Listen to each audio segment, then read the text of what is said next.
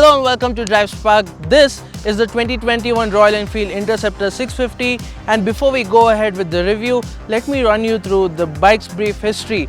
Back in 2018 in November, Royal Enfield launched the Interceptor 650 and the Continental GT 650. Back then, when we rode the motorcycle, we said it was the beginning of a winning chapter for Royal Enfield, and well, it has been a tremendous journey since. Thousands of motorcycles have been sold and there are barely any faults found.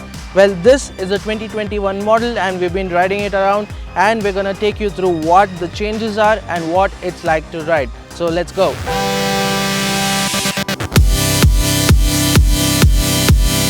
Time to talk about the front end of the Royal Enfield Interceptor 650. Now right up front you've got the same old design. You've got the circular headlamp with the chrome surround. It's a halogen unit, but they have given it an LED position lamp. Now when we turn it on though, the LED is barely visible because, well, it's always headlamp on. Other than that, you've got the same halogen indicators, you've got fork gaiters, you've got a blacked out rim, and it rides on Seat Zoom Cruise tires. Now these are new, we'll get to that in just a bit, and that pretty much sums up the front end. Of course, you've got the visible instrument cluster that is right above the headlamp. It's a twin pod unit and it's quite visible. From the front end, that's about it. Let's go to the side.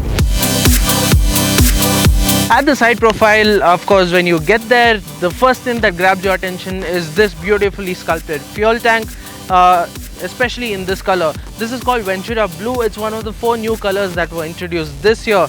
Also, you've got the single piece seat. It's got the embroidery on it that makes it look great. It's got contrast stitching. Also, of course, the engine plays a big role when you look at the motorcycle from the side. It's a huge unit, of course, and some of the engine does jut out to the side, and that plays a huge role in how the bike looks.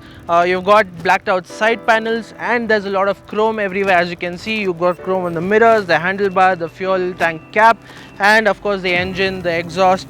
There's a lot of chrome. So, well, from the side profile, that's it. Of course, you've got the wheels, you've got the spoked wheels, blacked out rims. The tires also play a huge role here. They look great, and yep, that's the side profile. It's a simple affair at the rear really. You've got the mudguard mounted tail lamp and indicators and number plate, the whole unit, and you've got a simple grab rail, but it's the exhaust that grab all your attention. The dual exhausts at either side, they're really thick and they make the rear end look really great. Before we take the motorcycle out for a ride, let me run you through the specifications and what features this motorcycle comes with.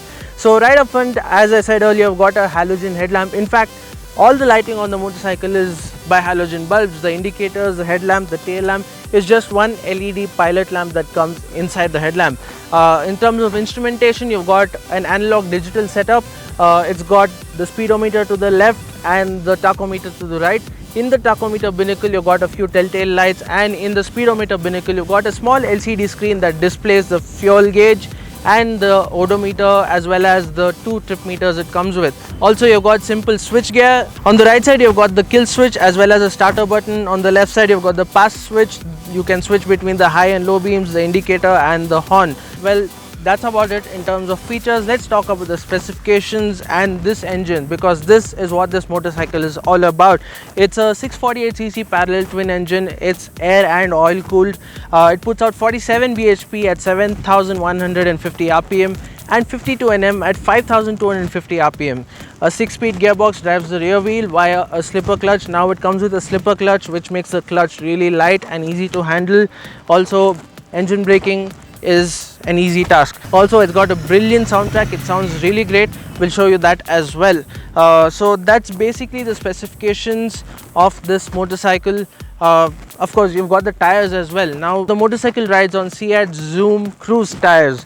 Earlier, the Interceptor 650 came with Pirelli tires. Now it's gone down to Seat due to a lot of reasons, but we'll talk about the tires when we get to riding the motorcycle. So let's get on the saddle and let's get out on the road.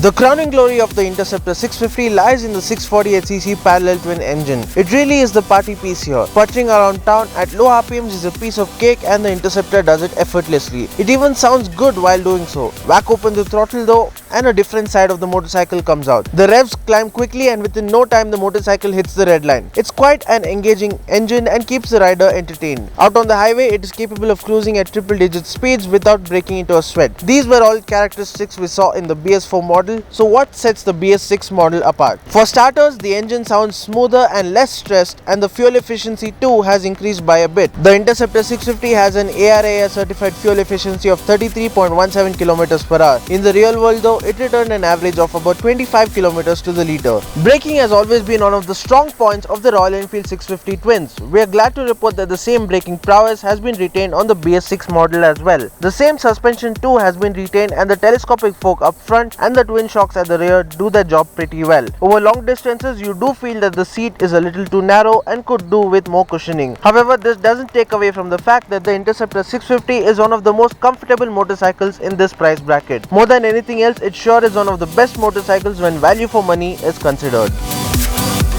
There is a lot to like about the Royal Enfield Interceptor 650. Of course, it looks great, it rides well, it's very comfortable, and that engine is a masterpiece. Especially that throaty growl, we love it.